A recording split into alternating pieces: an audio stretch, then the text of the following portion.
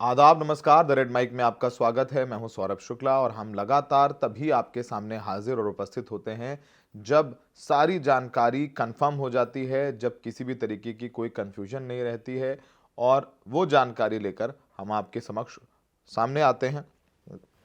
कल देर रात लगभग 11:30 बजे के करीब जम्मू कश्मीर के नौगाम पुलिस स्टेशन में एक धमाका होता है। धमाका इतना तेज धमाका था कि उसमें 9 लोगों की मौत हो गई है, उसकी पुष्टि हुई है और 32 से ज्यादा लोग घायल हैं। पूरा का पूरा थाना उड़ गया, आसपास की इमारतों को भी क्षति पहुंची है, नुकसान पहुंचा है।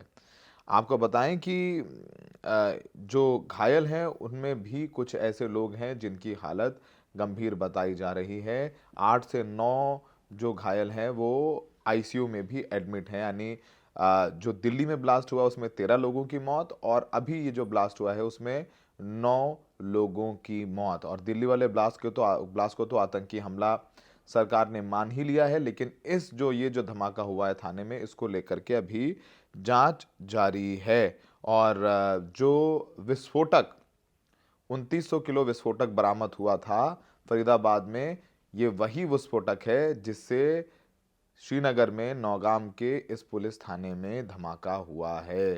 ये वही विस्फोटक है। तो इस विस्फोट का, श्रीनगर विस्फोट का और दिल्ली ब्लास्ट का एक सीधा कनेक्शन हो गया क्योंकि सेम विस्फोटक इस्तेमाल हुआ है।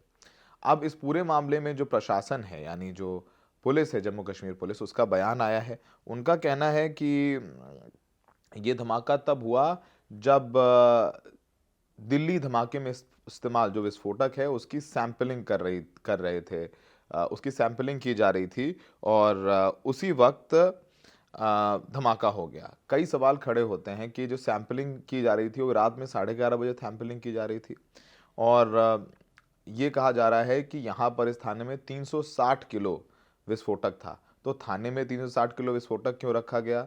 क्यों कहीं जाकर के ऐसी जगह पर रख दिया जाए जहां पर लोगों की आवाजाही ना हो, जहां साइंटिफिकली उसको एग्जामिन किया जा सके, जहां आसपास इमारतें ना हो? ये तो विस्फोट अगर आप थाने में रखेंगे तो संभावना हमेशा बनी रहती है कि वो फट जाएगा। तो ये क्या लापरवाही नहीं है? बहुत बड़ा सवाल उठता है। और थाने में दिन भर पुलिसकर्मी आते हैं, लोग अपनी शिकायत दर्ज कराने आते हैं, एफआईआर की कॉपी लेने आते हैं, बहुत सारे काम होते हैं थाने में, और उसी थाने में 320 किलो आपने विस्फोटक रखा है। जम्मू कश्मीर के जो डीजीपी हैं उन्होंने एक प्रेस कॉन्फ्रेंस की है और उन्होंने कहा कि ये हादसा है, उनका नाम नलिन प्रभात है, उन्होंने कहा कि यह हादसा सैंपलिंग लेते वक्त हुआ। 9 लोग मारे गए हैं, उसमें से एक इंस्पेक्टर है, 3 फॉरेंसिक टीम के मेंबर हैं, दो क्राइम ब्रांच फोटोग्राफर और 2 रेवेन्यू ऑफिसर्स और एक दर्जी भी शामिल है जिनकी इस धमाके में मौत हुई है। आपको बताएं कि ये जो विस्फोटक है ये वही विस्फोटक है जो मुजम्मिल गनई के कमरे से जब्त किया गया था फरीदाबाद में, डॉक्टर मुजम्मिल, और वो अरेस्ट है और उसी की निशानदेही पर लगातार गिरफ्तारी और पूछताछ हो रही है। तो आइए आपको सुनवाते हैं कि जम्मू कश्मीर के डीजीपी ने इस पूरे मामले में क्या कहा। During the investigation in FIR number 162 of the year 2025 of PS Naugam, a huge quantity of explosive substances, chemicals and reagents were also recovered from Faridabad on 9th and 10th of November 25. This recovery, like the rest of the recoveries which we have done, was transported and kept securely in the open area of Police Station Naugam. As part of the prescribed procedure, the samples of the recovery had to be forwarded for further forensic and chemical examination. On account of the voluminous nature of the recovery, this process was going on for the past 2 days, which means yesterday and day before, by the FSL team.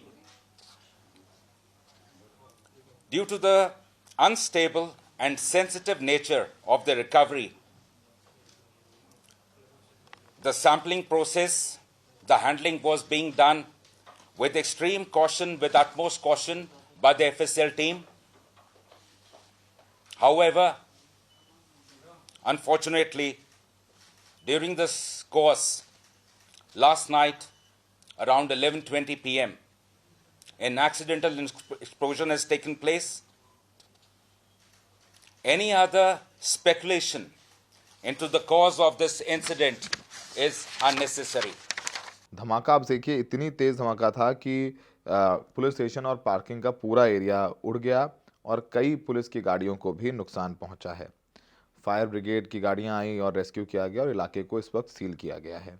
और धमाका इतना तेज था कि कई kilometre दूर तक धुएं का गुबार जो है देखा जाता रहा। अब तमाम वो लोग हैं जिन्होंने अपनों को खो दिया, वो निर्दोष लोग जिनका कुछ लेना देना नहीं था।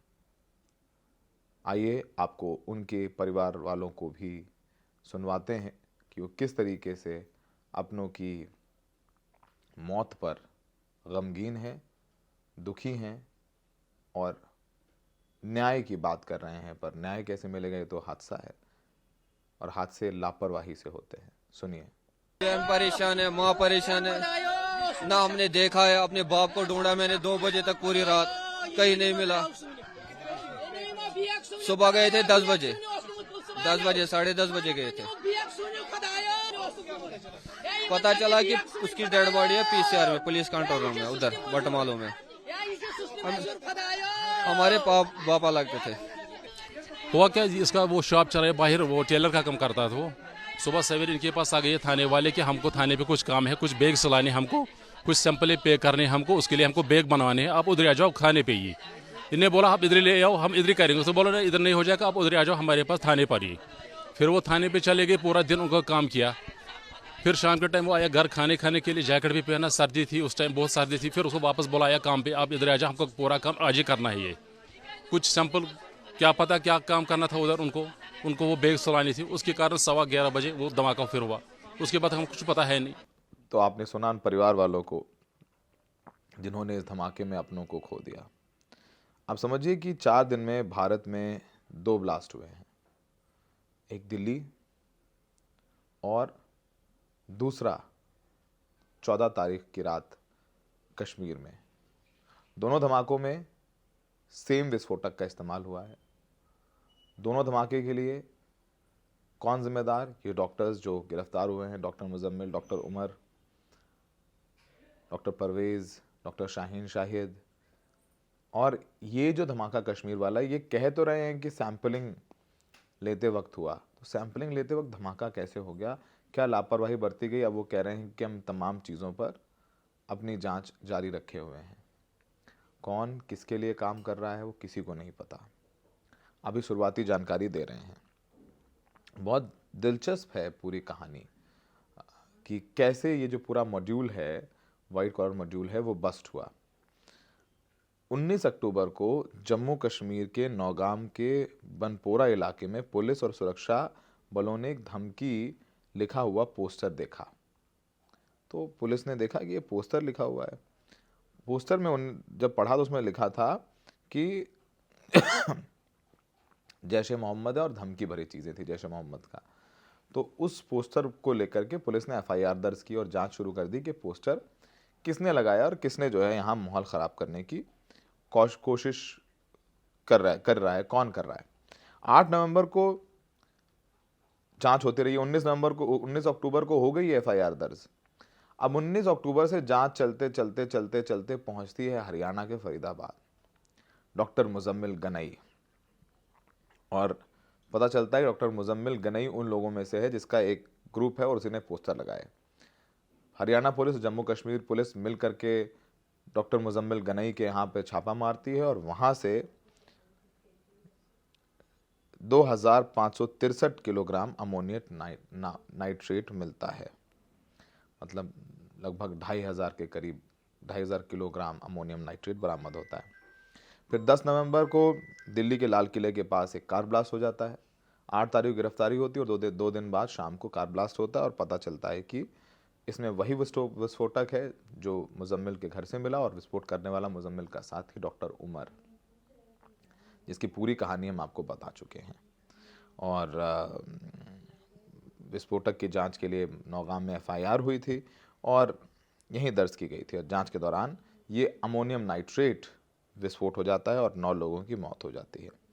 8 गिरफ्तार आतंकी हैं doctor Muzammil Shakeel, doctor Shaheen Shahid, doctor Adil Ahmed, doctor Sajjad Ahmed, doctor Parvez Ansari और डॉक्टर तजामुल अहमद मलिक। ये लोग मेन हैं और अभी तक जो जानकारी मिली है 200 से ज़्यादा लोगों को कश्मीर में हिरासत में लिया गया है, पूछताछ की जा रही है। डॉक्टर उमर के घर को आईईडी लगा करके उड़ा दिया गया है, उसको लेकर के भी सवाल उठ रहे हैं। तो फिलहाल ये कहा जा रहा है कि जो ब्लास्ट हुआ है उसकी जांच की जा रही है, लेकिन फिलहाल ऐसा लगता है कि ये हादसा है। लेकिन सच पूरी जांच के बाद ही सामने आएगा। हमें देखने के लिए बहुत बहुत शुक्रिया।